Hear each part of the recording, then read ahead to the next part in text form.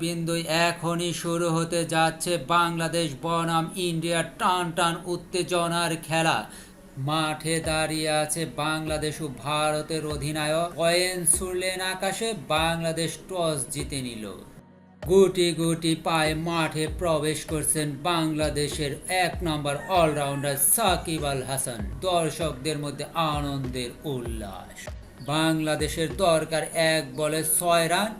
ভারতের বোলার দৌড়ে এসে বল ছুড়ল আগুনের গতিতে। ব্যাটসম্যান সজোরে বল মারলেন, বল গিয়ে পড়ল গ্যালারিতে। 6। দর্শকদের বাঁধ ভাঙা উদযাপন, হুররে জিতে গেছি।